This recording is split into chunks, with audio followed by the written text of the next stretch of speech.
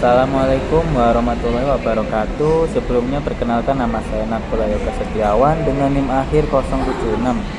Kami dari kelompok 4 ingin mempresentasikan hasil diskusi kami tentang secara singkat jenis, fitur, keunggulan, dan tampilan dari OS Chrome.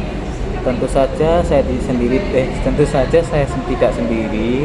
Saya ditemani oleh rekan saya, yaitu adalah Farah Nur Aziza dengan NIM akhir 093, Hasna Naura Prasasti dengan NIM akhir 096, dan Tiffany Cahya Adisti dengan NIM akhir 077. Pertama akan dijelaskan oleh saya. Sejarah Chrome. OS Chrome adalah sistem operasi yang dikembangkan oleh Google. Diumumkan pertama pada 2009. Sistem ini berbasis Linux dan dirancang untuk bekerja terutama dengan aplikasi dan layanan berbasis internet melalui browser Google Chrome.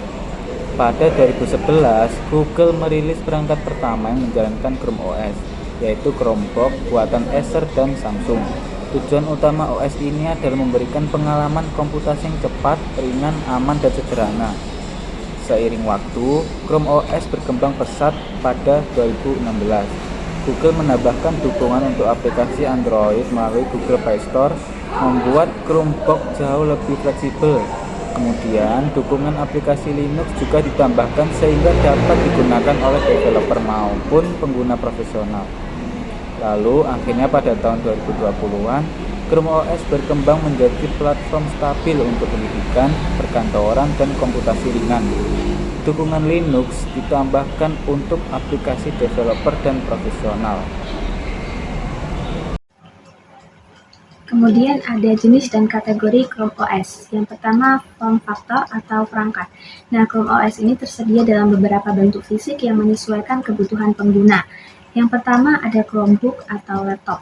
Model paling umum hadir dalam varian entry level untuk pelajar, RAM kecil atau eMCC, kemudian mid-range untuk pengguna umum, dan high-end SSD prosesor lebih kuat, layar sentuh seperti seri Chromebook Plus, cocok untuk mobilitas, baterai tahan lama, desain ringan. Kemudian yang kedua ada Chromebox atau mini PC, unit kecil yang terhubung ke monitor dan keyboard, ideal untuk penggunaan kantor atau ruang konferensi yang membutuhkan perangkat desktop stabil dengan manajemen Chrome OS. Kemudian yang ketiga ada Chrome Base atau all-in-one, layar terintegrasi dengan komputer, cocok untuk resepsionis, titik informasi, atau lingkungan publik yang membutuhkan perangkat yang ringkas dan mudah dikelola. Kemudian Chrome OS Flex, versi yang bisa di-flash pada PC atau Mac lama sehingga perangkat lawas bisa dipakai kembali dengan sistem ringan berbasis Chrome OS, bagus untuk organisasi yang ingin memperpanjang umur perangkat. Nah, implikasinya ini, pilihan form factor menentukan performa, ruang penyimpanan, dan target pengguna. Sekolah cenderung pilih Chromebooks murah, kantor bisa pakai Chromebox atau Chrome Base. Kemudian jenis atau kategori yang kedua ada arsitektur atau basis teknologi. Secara teknis, Chrome OS memakai kombinasi teknologi modern untuk keamanan dan kompatibilitas. Yang pertama ada Linux Base atau kernel Linux. Inti sistem memakai Linux kernel sehingga mendapat dukungan driver Linux dan stabilitas kernel yang teruji. Kemudian yang kedua ada browser-centric user space. Chrome bertindak sebagai komponen utama di user space. Banyak fitur dan UI dikendalikan lewat browser. Kemudian container support atau containerization dan runtime layers, yaitu ada Android dan Linux apps. Yang pertama Android atau ARC, Android Runtime for Chrome, layer yang memungkinkan eksekusi aplikasi Android dari Play Store. Kemudian yang kedua Crostini atau Linux Containers, menyediakan kontainer Linux terisolasi untuk menjalankan aplikasi desktop Linux seperti terminal, IDE, alat developer. Implikasinya, arsitektur ini membuat Chrome OS aman dan mendukung ekosistem aplikasi modern seperti web, Android, dan Linux sambil menjaga isolasi antar proses. Kemudian yang ketiga, ada kategori pengguna atau use case. Chrome OS dirancang untuk beberapa segmen pengguna dengan kebutuhan berbeda. Yang pertama, pendidikan. Ini biasanya di sekolah dan universitas. Sangat populer karena biaya murah, manajemen perangkat pusat atau MDM, terintegrasi Google Classroom, dan kemudahan penggunaan untuk guru dan siswa. Kemudian yang kedua, consumer atau rumahan. Pengguna yang butuh browsing, streaming, dokumen, dan media sosial mendapatkan pengalaman cepat dan aman. Kemudian yang ketiga, enterprise atau bisnis. Versi Chrome OS Enterprise menambah fitur manajemen, kebijakan keamanan, dan integrasi identitas perusahaan, cocok untuk lingkungan yang butuh kontrol device. Kemudian yang selanjutnya developer atau power users terbatas. Dengan Closed ini developer bisa coding dan menjalankan tools Linux, namun untuk kebutuhan komputasi berat atau software khusus enterprise masih ada batasan. Nah, implikasinya pemilihan model perangkat dan konfigurasi harus disesuaikan dengan tujuan organisasi. Sekolah pilih model murah dan manajemen terpusat. Kemudian jenis dan kategori yang keempat, distribusi sumber atau model pengembangan. Nah, ada perbedaan antara edisi resmi dan proyek open source di baliknya. Yang pertama ada Chromium OS atau open source, proyek upstream yang menyediakan kode sumber dasar, pengembang dan komunitas dapat membangun versi sendiri. Biasanya tidak menyertakan komponen tertutup seperti firmware atau layanan Google. Kemudian selanjutnya ada Chrome OS atau Google. Versi produksi yang dipaketkan oleh Google menambahkan layanan Google, dukungan Play Store, update manajemen, codecs, dan fitur enterprise yang tidak selalu ada di Chromium. Nah, implikasinya itu organisasi yang memerlukan dukungan resmi dan fitur komersial sebaiknya menggunakan Chrome OS resmi. Penggemar atau proyek khusus bisa memanfaatkan Chromium OS. Kemudian jenis dan kategori yang selanjutnya yaitu kompatibilitas aplikasi. Nah, Chrome OS ini menyajikan model kompatibilitas multi-layer yang terus berkembang. Yang pertama ada web apps atau progressive web apps. Aplikasi web adalah inti pengalaman, PWA bisa berjalan offline, diinstal ke launcher, dan memberikan pengalaman mirip native. Kemudian yang kedua ada Android Apps atau Google Play. Banyak produk modern mendukung Play Store sehingga pengguna dapat menggunakan aplikasi Android populer dan menambah fungsionalitas. Kemudian Linux Apps atau Closed ini. Bagi developer atau pengguna yang butuh aplikasi desktop Linux seperti Closed ini menyediakan environment container yang aman. Selanjutnya ada tambahan Windows atau macOS Native Apps tidak didukung secara native. Untuk menjalankan aplikasi Windows, pengguna membutuhkan virtualisasi, remote desktop, atau solusi berbasis cloud. Contohnya aplikasi Windows di Cloud atau VDI. Implikasinya Chrome OS cocok untuk mayoritas tugas produktivitas, pendidikan, dan hiburan, tetapi bukan pengganti workstation untuk program khusus Windows atau aplikasi industri berat. Selanjutnya saya akan menjelaskan tentang fitur dan juga keunggulan dari Chrome. Dimulai dari fitur, yang pertama ada penjelajahan web. Jadi Chrome sendiri adalah platform utama untuk mengakses dan juga menjelajahi berbagai halaman web yang ada di internet. Jadi di sini kita memungkinkan untuk mengakses situs web, mencari informasi, membaca berita, dan juga berinteraksi dengan aplikasi web lainnya. Yang kedua ada tab browsing, di mana di dalam Chrome sendiri kita dapat membuka banyak halaman web dalam satu jendela. Jadi nantinya akan ada banyak tab yang secara mudah dan cepat kita dapat beralih antara situs web satu dengan yang lainnya secara mudah. Lalu yang ketiga ada Omnibox.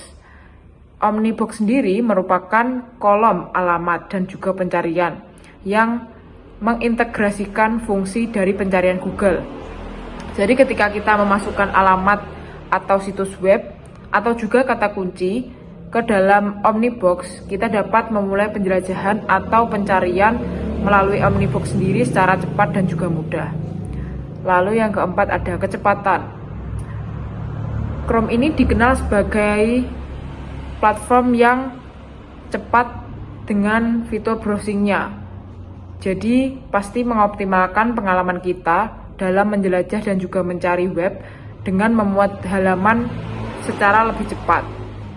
Nah, hal ini dibantu dengan mesin rendering Blink dan juga mesin JavaScript versi 8. Lalu yang kelima ada keamanan. Di dalam Chrome sendiri juga menawarkan berbagai fitur keamanan untuk melindungi penggunanya saat menjelajah internet. Jadi ada yang namanya Google Safe Browsing, di mana ketika kita membuka situs web yang kita ingin cari, tapi ternyata situs web tersebut memperingatkan bahwa situs web ini berbahaya. Jadi kita dapat melanjutkan atau tidak, itu terserah kepada pengguna. Lalu ada opsi kontrol privasi dan juga pembaruan otomatis yang memperbaiki kerentanannya.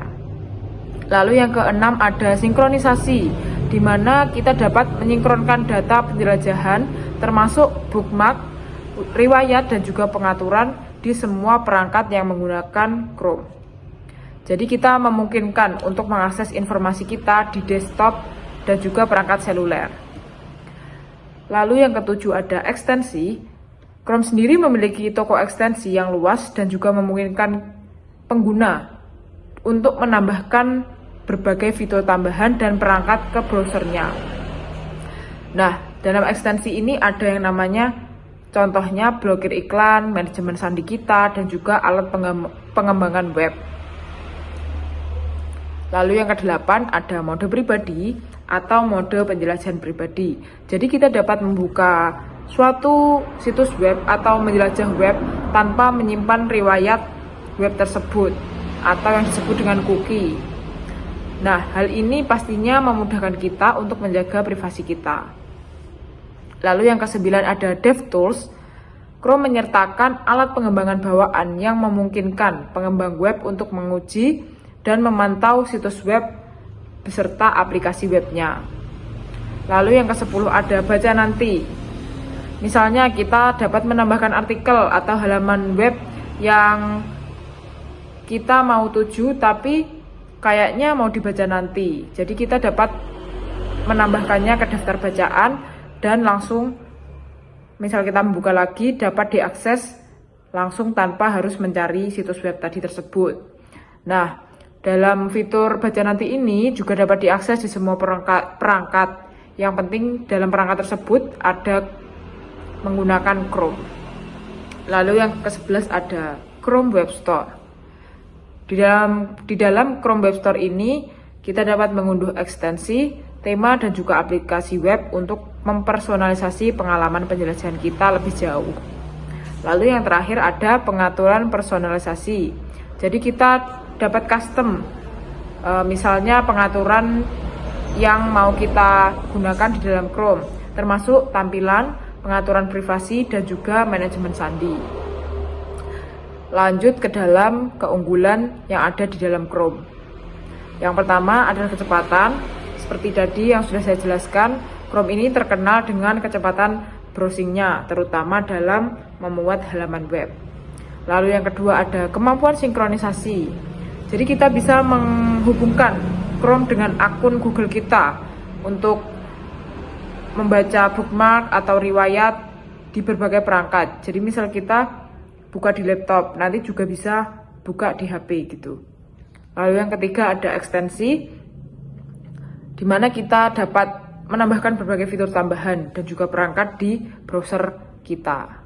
Dan Chrome ini memiliki toko ekstensi yang besar. Lalu yang keempat ada stabilitas. Chrome memiliki manajer tugas bawaan yang membantu dalam mengelola tab dan meminimalkan dampak tab yang macet kepada seluruh browser. Lalu yang kelima ada keamanan. Chrome memiliki pembaruan otomatis yang sering dan fitur keamanan seperti perlindungan malware dan penjelajahan yang aman. Selanjutnya saya akan menjelaskan tentang keterbatasan dan juga kelemahan yang ada di dalam Chrome. Yang pertama yaitu keterbatasan dalam penggunaan offline. Karena Chrome ini berbasis cloud penyimpanannya, jadi ada beberapa fitur dan juga aplikasi yang memerlukan koneksi internet untuk dapat kita bekerja secara optimal. Tetapi juga ada beberapa fitur dan juga aplikasi juga yang menawarkan mode offline, tetapi pasti hal ini menjadi keterbatasan bagi pengguna yang bekerja dengan atau tanpa akses internet. Lalu yang kedua ada kompatibilitas perangkat lunak yang terbatas. Jadi misal kita menggunakan Windows atau Mac, pastinya ada beberapa perangkat lunak yang tidak dapat digunakan di dalam Chrome. Jadi pengguna itu harus menggunakan aplikasi khusus atau aplikasi tambahan. Misalnya seperti aplikasi Adobe Premiere Pro. Ini juga memungkinkan pengguna menggunakan Chrome itu masih terbatas. Lalu yang ketiga ada ketergantungan pada ekosistem Google. Chrome sendiri dirancang untuk bekerja secara optimal dengan layanan-layanan Google seperti email, Google Drive, Google Docs.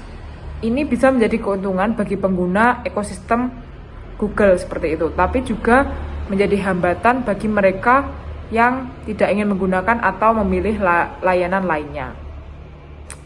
Selanjutnya, presentasi akan dilanjutkan oleh rekan saya. Terima kasih.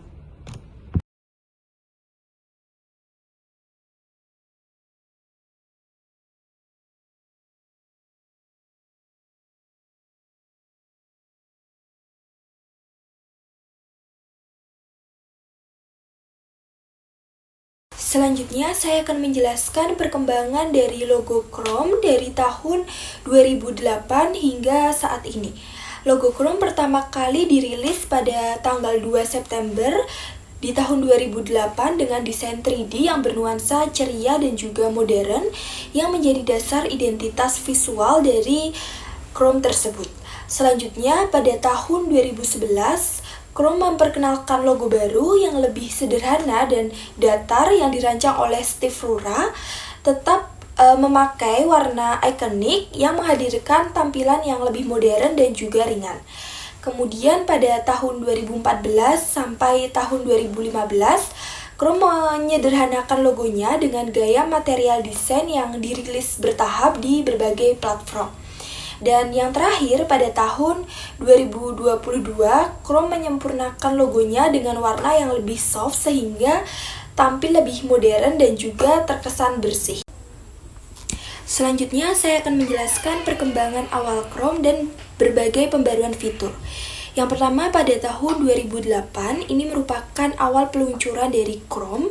Pertama kali tersedia untuk Windows.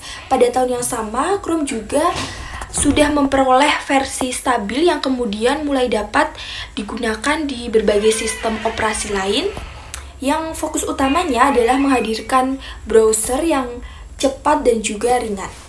Kemudian versi 2 hingga 8, yaitu pada tahun 2009 hingga 2010, Chrome mulai mendapatkan banyak peningkatan fitur penting seperti full screen, kemudian dukungan tag audio, ekstensi, dan berbagai peningkatan performa dan stabilitas.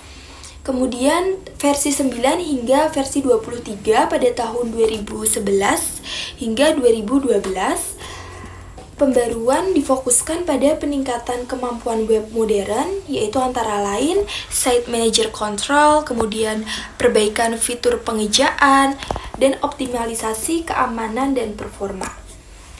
Selanjutnya, versi 24 hingga 39 pada tahun 2013 hingga 2014, Chrome semakin mengoptimalkan untuk Android yang ditandai dengan pembaruan Omnibox, kemudian full screen video yang lengkap dengan subtitle, kemudian optimalisasi baterai pada perangkat mobile, dan peningkatan sinkronisasi perangkat. Kemudian tahun 2015 hingga 2016 versi 40 hingga 55 fokus pada peningkatan tampilan dan juga pengelolaan fitur seperti folder baru untuk mengatur bookmark, kemudian perubahan scroll bar, kemudian peningkatan tampilan download page, penyempurnaan mode incognito. Kemudian versi 56 hingga 71, yaitu tahun 2017 hingga 2018, peningkatan difokuskan pada pengalaman pengguna dan web modern, yaitu desktop, PWA, kemudian UI, terus ekstensi baru, dan juga peningkatan keamanan. Dan yang terakhir adalah versi 72 hingga 80, yaitu pada tahun 2019, pembaruan lebih mengarahkan ke kenyamanan dan interaksi pengguna, yaitu seperti dark mode, kemudian API, penambahan bahasa baru pada konfigurasi halaman, dan juga peningkatan stabilitas di berbagai platform. Untuk materi selanjutnya akan dijelaskan oleh rekan saya. Kesimpulan dari keseluruhan materi di atas yaitu Chrome OS ini sistem operasi ringan, cepat, dan aman yang dibuat oleh Google dengan fokus utama pada penggunaan berbasis internet dan layanan cloud. Sistem ini sangat cocok untuk aktivitas sehari-hari seperti browsing, kerja, belajar online, dan penggunaan aplikasi Android. Keunggulan utama Chrome OS adalah keamanan tinggi, update otomatis, performa cepat, dan integrasi erat dengan layanan Google. Meskipun memiliki beberapa keterbatasan, misalnya tidak ideal untuk software berat seperti Adobe Premiere atau game, Chrome OS ini terus berkembang dan kini juga mendukung aplikasi Android dan Linux.